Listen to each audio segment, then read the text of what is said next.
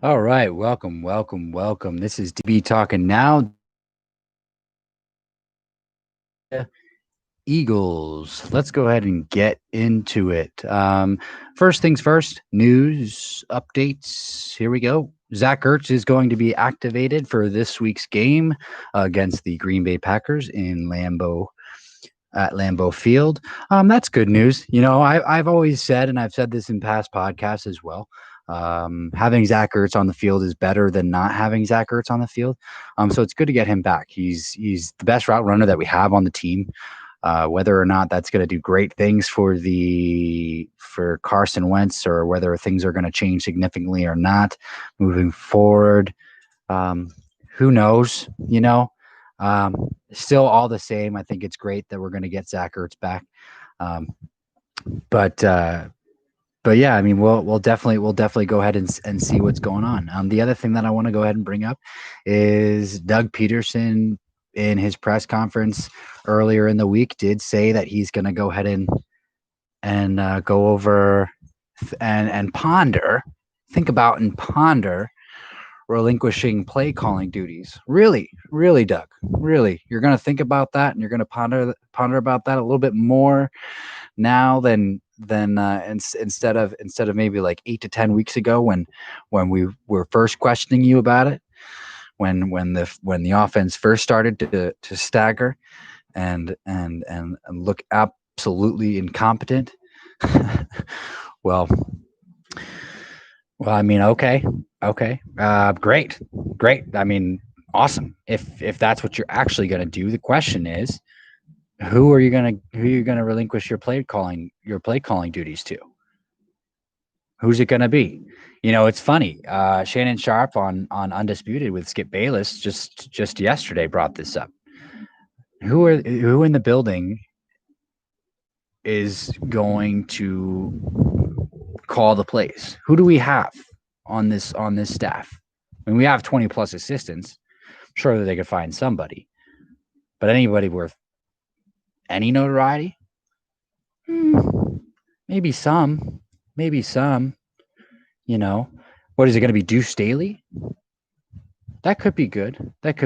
Has never called plays before in his career, and it could be good because Deuce Staley is, as most Eagles fans know, a former beloved running back for the Philadelphia Eagles, and so he is the running backs coach / assistant to the head coach, whatever the hell that means.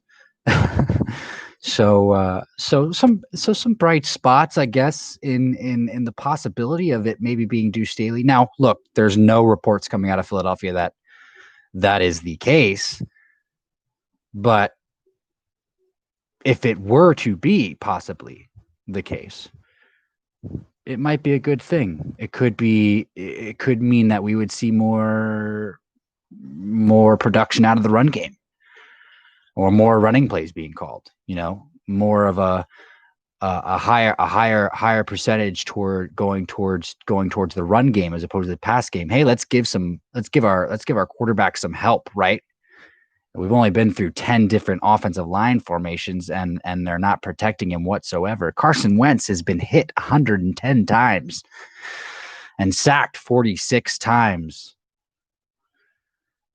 46 times Carson Wentz has been sacked. 46 times. And he's been hit 110 times. Let's think about that for a second. Carson Wentz has been hit 110 times. He's been sacked 46 times. What week are we in? I can't remember. Let's think for a second. What week are we in? What are we? The Eagles are 3-7-1, which means we're going into week 13, right? Including the bye week. We've only played 11 games. Carson Wentz has been hit 110 times. He's been sacked 46 times. Are you absolutely kidding me?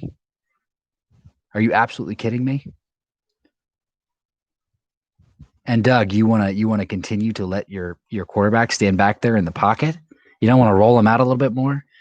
You don't want to call more run plays? Miles Sanders got the ball 6 times. He ran the ball 6 times against the Seattle Seahawks. 6. Boston Scott got 2. Ran the ball 2 times. It's absolutely mind-blowing. Yeah, you think you want to relinquish play calling duties, Doug? You think you want to do that? I don't know. You're just now thinking about that?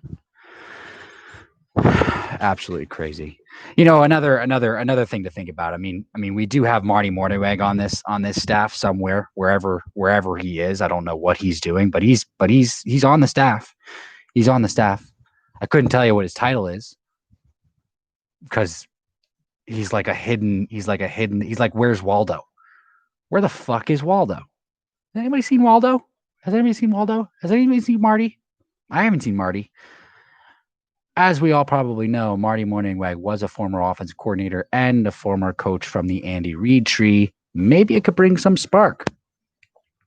Maybe give some, I don't know. Maybe collaborate with Marty, get rid of some of those other assistant coaches. Maybe hire Marty Mornhinweg as an offense coordinator. It's not what we're looking for. It's not what we want. You know, us as Eagles fans, we've been there. We've seen that.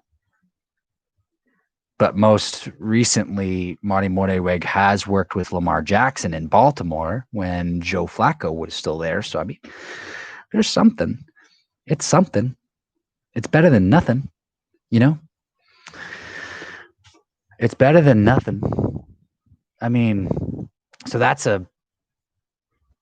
something we can look into. Let's look into some prospects. Because let's be honest, this season's absolutely a wash. Let's look into some draft prospects. Right now, as it stands, we have the 6th pick in the first round. We will have the 6th pick in the first round. That's as it stands today. I gotta be honest with you. I'm gonna preface this segment with this. I have no faith in us taking anyone with that 6th pick if Howie Roseman is still in the front office come draft day. No faith. No faith. But hey, we're going to talk about prospects anyway. LSU wide receiver Jamarr Chase is blowing up the college world. Absolutely amazing. Absolutely amazing. He's doing a great job. It is based off of pretty much 1 year of spectacular play, but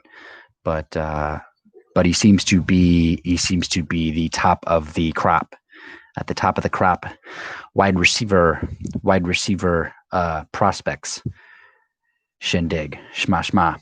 Anyway, there's also other prospects as well. Micah Parsons, middle linebacker out of Penn State. You know, I have an affinity for Penn State guys, just being from Philadelphia, Pennsylvania myself, and us also kind of hitting on Miles Sanders just a couple years ago.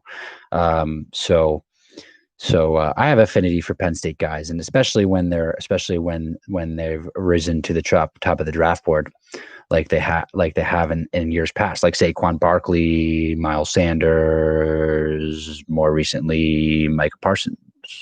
Maybe he's a middle linebacker. What do we need? A linebacker. Now, hey, I'm not taking anything away from Alex Singleton.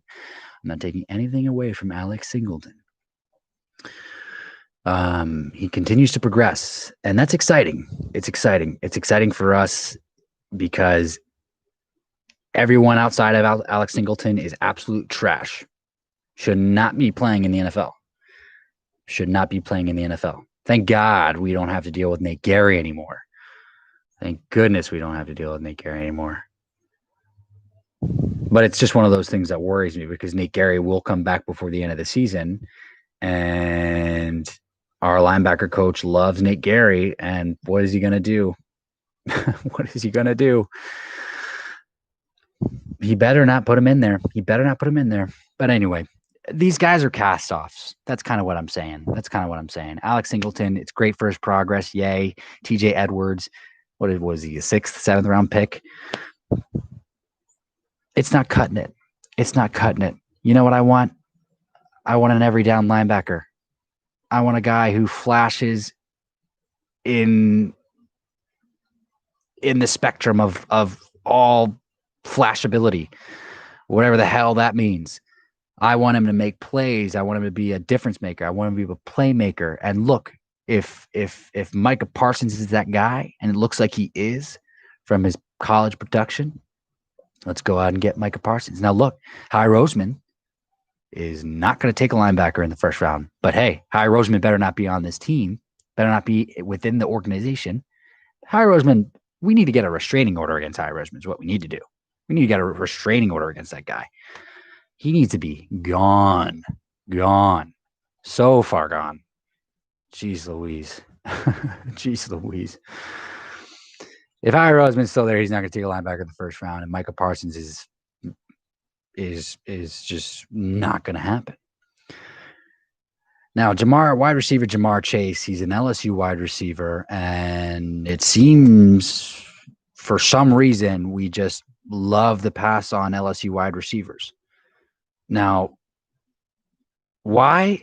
I couldn't tell you why. I mean, let's look at most recently which wide receivers have come out of LSU. Jarvis Landry, Odell Beckham Jr.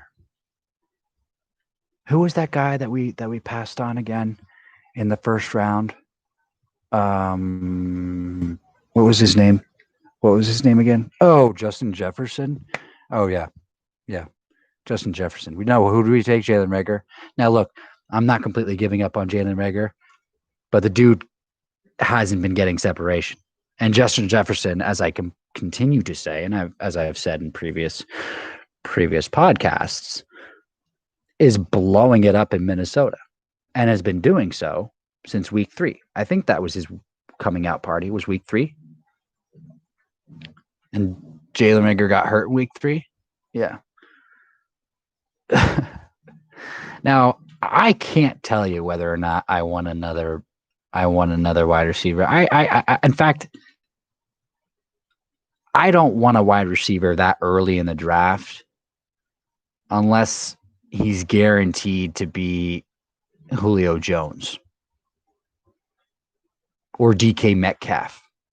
Now, DK Metcalf, we've exhausted the wheels on that. We've become mice in a wheel, or hamsters. I had a guinea pig, so forgive the lackluster analogy.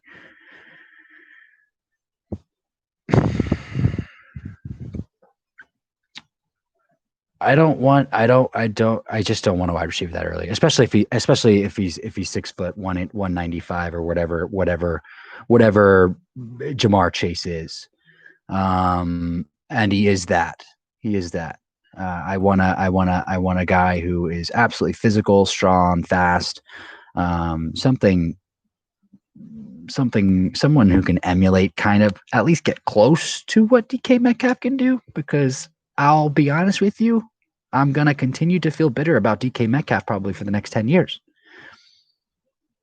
It's going to be a thing unless we get this wide receiver position figured out and we continue to have the same darn problem over and over again. Now, honestly, I don't know where we go. I don't know where we go with this. I don't know where to go with the first round pick. There's so many holes on this team. We could go offensive lineman. Yeah, well, Jordan Mailata is looking good. And I want him to stay at left tackle, and I want him to continue to progress, and I want him to continue to come into his own because he continues to look good. We should have never taken him off the field when Jason Peters returned. But that's okay. He continues to look good, and he played well against Seattle. So who else do we got? Matt Pryor is an absolute nightmare. It's like playing Dark Souls. Anybody play that game? It's absolutely horrible. Within the first 5 minutes of the game, you got to play a boss that you got to try and beat for an hour. Matt Pryor is an absolute nightmare right tackle. He needs to go. Practice squad player. What are we doing? Jack Driscoll looks good. So and he's young, and he's the rookie that we took in this past draft. He's shown flashes, when he's been in there, and he's played both positions this season so far. He's played right guard, he's played right tackle, and he's shown some decent flashes at both positions. So good news on the versatility there. So I'm hoping that we can get him back and put him in at right tackle. Adam Kaplan and Jeff Mosher brought this up on Inside the Birds the other day. Carson Wentz, obviously there's mechanical issues, but it's very interesting that they pointed this out, that he's predetermining where he wants to go. And it might not seem like a big thing. It's like, oh yeah, DB, like, of course he is. We know that.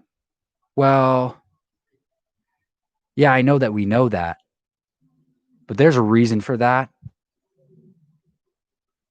What did I say?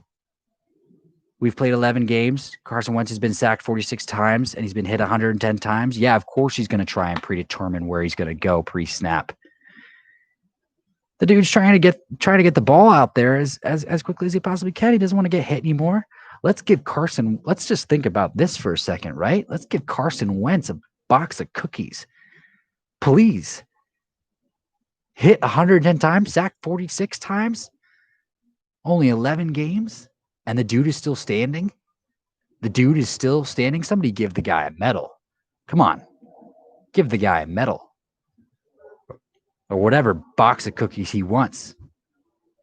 Carson Wentz seems like a nutter butter kind of guy, actually. Somebody go to Fry's. Somebody go to Safeway. Somebody go to Schmitty's. Rolf's. Sprouts. I don't think they sell nutter butters at Sprouts, but most Kroger-owned grocery stores could probably find some nutter butters.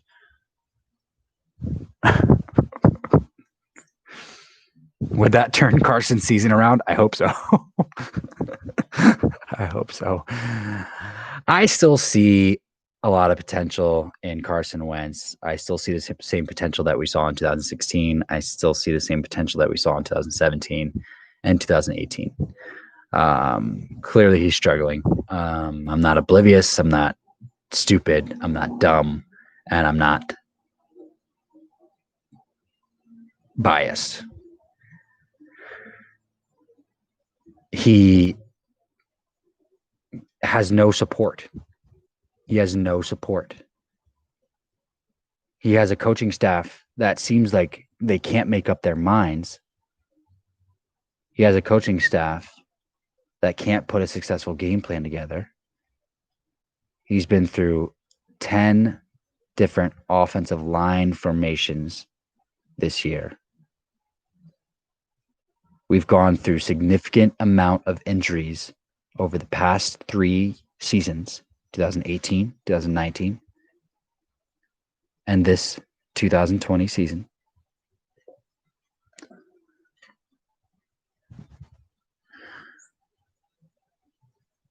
And he has been able to do some good things this season.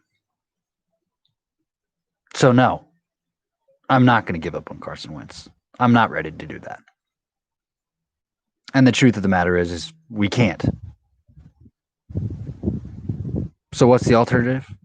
Let's get rid of the real problem. Howie Roseman.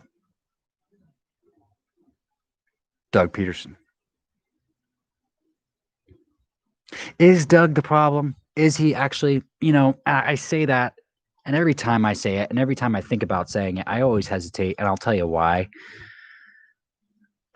Because Doug has done some good things. He's done some great things. Super Bowl. He brought us a Super Bowl. 50 years in the waiting, brought us a Super Bowl. But he didn't do it without help.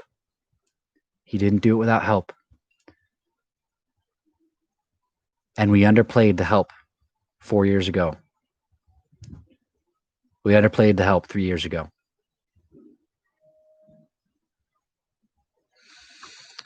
Carson Wentz's rookie season and his second season in the league, when Frank Reich was still here.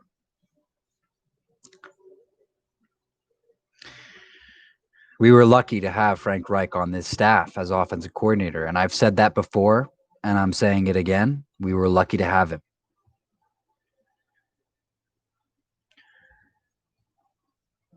They have a lot of work to do, but they don't know what they're doing, and they don't know how to do it. Jeffrey Lurie continues to be frustrated, angry, upset, whatever he is. He's upset. Jeffrey Lurie bought this team for 2 reasons.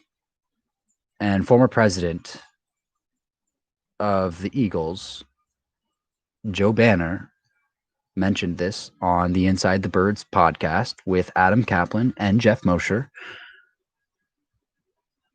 Jeffrey Lurie bought this team for 2 reasons. 1, he loves football. 2, he loves to win. Jeffrey Lurie is not happy. Oh, of course he's not happy. Yeah, no, he's not happy. He's not happy. And I'm surprised that they haven't made any changes yet. Oh, okay. We released Will Parks this week. We signed Will Parks in free agency. Will Parks was a good up-and-coming safety. Played for the Denver Broncos. What is he, 25, 26 years old? I still believe he's a good up-and-coming safety. That's not going to change anything. In fact, I think that was a bad decision. It was a bad decision. And it was a bad decision to release him. Guess who signed him? And guess who released him? Howie Roseman.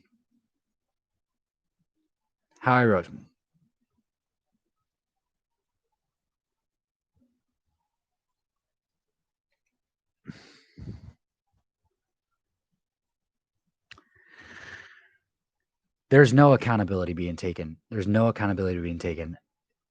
Pederson needs to take accountability.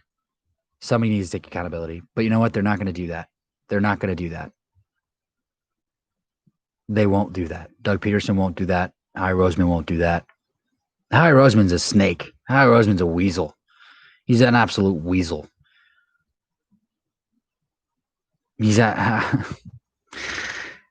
absolutely funny because yesterday on Undisputed with Shannon Sharp and Skip Bayless, they had Orlando Scandrick on the show again, and I absolutely despise Orlando Scandrick.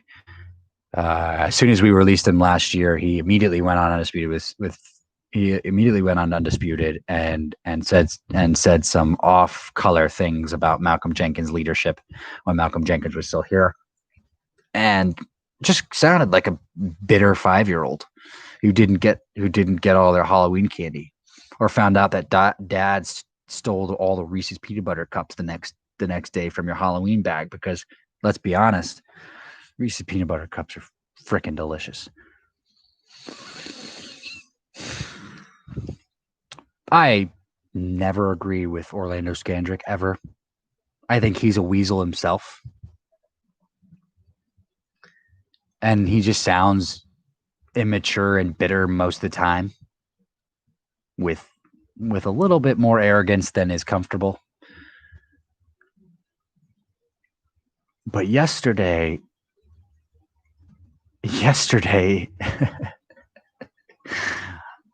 it was all about attacking Howie Roseman, and I gotta tell you, I absolutely loved it. And he echoed everything that we've been talking about. The Eagles are not gonna find themselves out of this horrible nightmare of a conundrum until Howie Roseman is gone.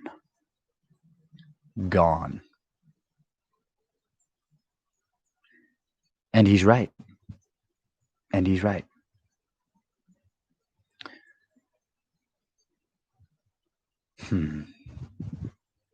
This is my first live stream video, and I just want to throw that out there. I'm kind of proud of myself for it. So I appreciate you guys listening. And so I'm pretty proud of myself for it. So thank you for listening. We're going to continue to talk about prospects as we move along here, and of course I'm going to continue to talk about the game matchup and things like that, and obviously updates as we go along. But prospects, head coaching prospects, GM prospects, all different types of prospects you wanna throw in there. We'll talk about it, because any idea is certainly not a bad one at this point. This team is broken from top to bottom. So, you know what I thought about, which is interesting? And I've been thinking about this, last few days, and the likelihood of it happening is slim to none.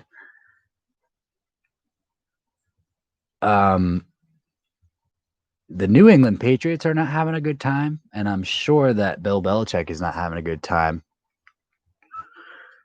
In the novelty scenario of Bill Belichick saying, you know what, I don't want to coach for New England anymore. I want out of my contract, because he secretly wants to come fix Carson Wentz. And he sees another dynasty by fixing Carson Wentz. And then what do? We bring Bill Belichick to Philadelphia. Only in my dreams. Only in my dreams. Oh, man. It's worth looking into. I wonder what his contract looks like. Let's see here. Let's see. Bill Belichick's contract.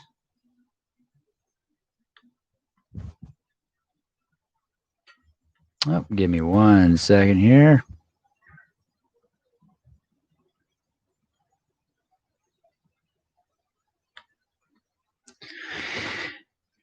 Yeah, I can't bring it up right now. That is something that I am interested in. I know that the likelihood of that happening is absolutely 0 to none, but I'll probably look into that and bring it up a little bit later, just for my entertainment.